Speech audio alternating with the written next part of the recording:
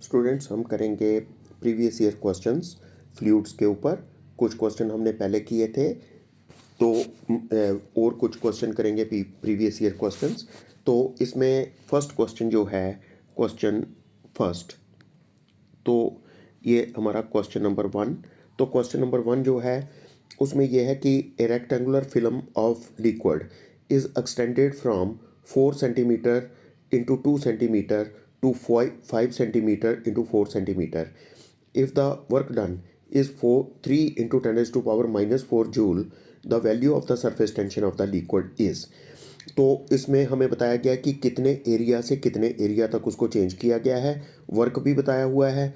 तो हमने बताना है सरफेस टेंशन कितनी होती है। तो सरफेस टेंशन बताने के लिए इसका हम सॉल्यूशन करेंगे। तो आप लोगों को पता है कि इसमें जो सरफेस टेंशन है, पहले एरिया कितना था, 4 इंटू 2 8, बाद में कितना हो गया 5 इंटू 4 20। तो ये हो गया 20 माइनस 8।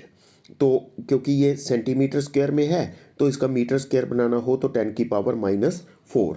तो साथ में इसमें हमें सरफेस टेंशन के बारे में लिखना पड़ेगा 2T, क्योंकि इसमें क्या होगा कि दो सरफेस एरियाज होंगे। जो फिल्म्स होती हैं, ऊपर भी फिल्म बनेगी, नीचे भी एयर के साथ टच करेगी, नीचे भी एयर के साथ टच करेगी।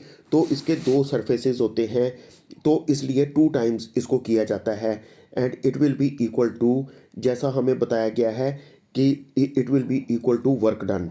वर्क डन किसके बराबर होगा, 3 into 10 raise to power -4 joule. तो इसमें क्या होता है कि change in area into surface tension is always equal to work done. तो इसमें 10 की पावर -4 और 10 की पावर -4 कैंसिल हो जाता है। यहाँ पर बनेगा 20 minus 8 12, 12 into 2 24, 24T will be equal to 3, which means T will be equal to 3 divided by 24। तो ये 8 से कैंसिल हो जाएगा, 1/8। और अगर हम इसको कैलकुलेट करें, this will give us 0.125 Newton पर मीटर। तो इसका आंसर सेकंड ऑप्शन जो है वो करेक्ट बन जाएगा। Option second is correct. तो सेकंड ऑप्शन जो है वो करेक्ट ऑप्शन बन जाएगा। तो ये हमने फर्स्ट क्वेश्चन किया। इसी तरह से क्वेश्चन नंबर 2, क्वेश्चन नंबर 2 जो है इसको हम सॉल्व कर लेंगे। क्वेश्चन नंबर 2 जो है वो हमें क्या बताता है, तो इसमें हम ये देख लेते हैं कि क्वेश्चन नंबर 2 हम करेंगे। This is our question number 2। ठीक है, ये हमारा क्वेश्चन नंबर 2 है। तो क्वेश्चन नंबर 2 जो है ये हमें बता रहा है, क्वेश्चन नंबर 2 जो है ये हमें बताता है कि 3 liquids of densities ρ1, ρ2 and ρ3 with densities ρ1 greater than ρ2 greater than ρ3 having the same value of surface tension T rise to the same height in 3 identical capillaries. The angle of contact θ1, θ2, θ3 obey. तो इनमें से कौन सा rule जो है वो follow करेंगे। हमें पता है कि जो इसका अगर हम सॉल्यूशन करना चाहें तो सॉल्यूशन में इस तरह से हो जाएगा कि हम लोगों को पता है कि जो हाइट होती है, height to which the record rises is 2T cos of theta divided by R rho G. या हम कह सकते हैं कि इसमें हमारे पास जो cos थीटा है, cos थीटा किसके बराबर हो जाएगा, that is HR rho g divided by 2T। ठीक है, तो इसमें आपके पास कांस्टेंट क्या क्या है, लिक्विड सेम हाइट पर राइज करता है, रेडियस भी सेम है, मतलब सेम कैपिलरीज हैं, रेडियस भी सेम है और सरफेस टेंशन भी सेम है। T R एंड H और सेम, ठीक है, वो तो सेम है, कांस्टेंट रहेंगे। तो इसका मतलब अगर हमारे पास and ρ1 is greater than ρ2 is greater than ρ3, ये हमें दिया गया है। तो अगर ρ1 ग्रेटर देन है ρ2 ग्रेटर देन है ρ3 से, तो naturally cos θ1 will be greater than cos of θ2 will be greater than cos of θ3। तो जिसकी वजह से हम ये कह सकते हैं θ1 will be less than θ2 will be less than theta 3। Cos theta का आपको पता ही है, जितना कॉस थीटा बड़ा होगा तो थीटा उतना ही छोटा होगा। तो इसमें as the liquid is rising, as the liquid is rising, angle of contact is acute. So the angle of contact is acute. Angle of contact जो है अक्यूट होगा, तो जिसकी वजह से zero will be less than equal to theta 1, less than theta 2, less than theta 3 and it will be less than π/2। तो इस तरह से ये हमारे पास रिलेशन जो है बनेगा। तो इसमें ये हमारे पास बनता है सेकंड ऑप्शन जो है वो करेक्ट ऑप्शन बन जाएगा। ठीक है। उसके बाद नेक्स्ट क्वेश्चन जो है, a small hole of area of cross section, this is our question number 3। तो ये क्वेश्चन नंबर 3 है हमारा। तो क्वेश्चन नंबर 3 जो है, दिस इज़ क्वेश्चन 3।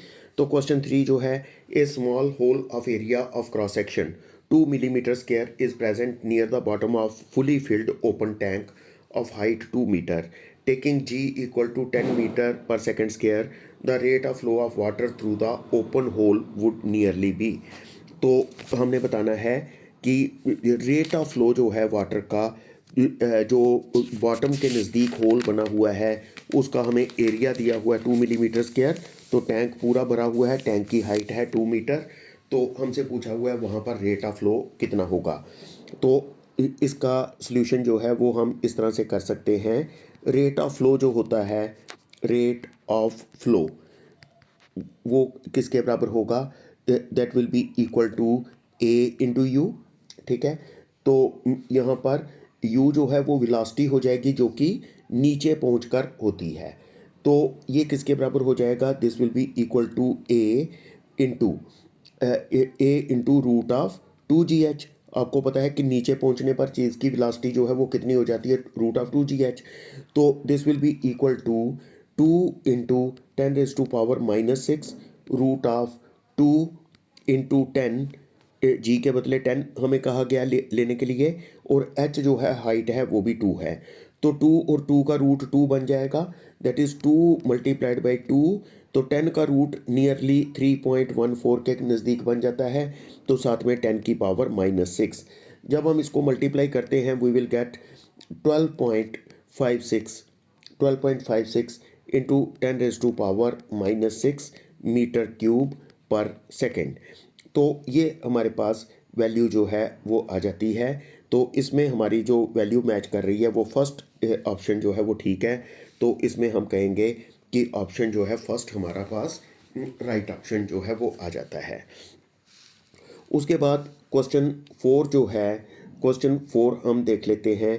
क्वेश्चन 4 हमें किसके बारे में बता रहा है, क्वेश्चन नंबर 4, ये क्वेश्चन 4 है। ये हमें बता रहा है कि a soap bubble having radius 1 millimetre is blown from a detergent solution having a surface tension of 2.5 into 10⁻⁻² Newton per meter. The pressure inside the bubble equals at a point Z0 below the free surface of water in a container. Taking G equal to 10 meter per second square, density of water 10⁻³ kilogram per meter cube, the value of Z is। ठीक है। ये हमने इसमें z की value जो है वो find करनी है। इसका सॉल्यूशन हम किस तरह से कर सकते हैं, इसमें आप लोगों को पता है कि जो किसी बबल के लिए एक्सेस प्रेशर होता है, एक्सेस प्रेशर जो है वो किसके बराबर होता है, that is equal to 4t divided by r। t surface tension है, r जो है वो रेडियस है। तो गॉस प्रेशर जो है वो किसके बराबर हो जाएगा, that is equal to rho g into Z0, जितना उसके अंदर एक्सेस प्रेशर है Z0। ठीक है। जो बबल के अंदर प्रेशर है, बबल के अंदर प्रेशर जो है वो Z0 है। ठीक है। तो ये हमारे पास वैल्यू बन जाएगी। तो अब आपको पता है नाउ जो एटमॉस्फेरिक प्रेशर होता है प्लस जो एक्सेस प्रेशर है, एक्सेस प्रेशर कितना है 4T divided by r will be equal to जितना एटमॉस्फेरिक प्रेशर होता है प्लस जितना गैस प्रेशर होता है GZ0। ठीक है, तो इसमें P0 कैंसिल हो जाता है, तो Z0 जो हमारे पास बन जाएगा that is 4T divided by R into rho G. तो हम सब चीज़ों की वैल्यू लिख लेते हैं 4 इंटू 2.5 इंटू 10⁻⁻² डिवाइडेड बाई 10⁻⁻³ क्योंकि मिलीमीटर का हमने मीटर बनाना था, तो इंटू जो डेंसिटी है वाटर की 1000, तो जी की वैल्यू 10। तो इसको अगर हम कैलकुलेट करेंगे हमारे पास Z0 जो है that will come equal to 1 centimetre. तो 1 सेंटीमीटर जो है हमारे पास आंसर आ जाएगा। तो इसमें हमारा आंसर जो है वो फर्स्ट वन जो है वो सही, थर्ड वन जो है वो सही आंसर बन जाता है। तो इस तरह से ये हमने कुछ प्रीवियस ईयर क्वेश्चंस जो हैं वो किए जो नीट में आए हुए हैं।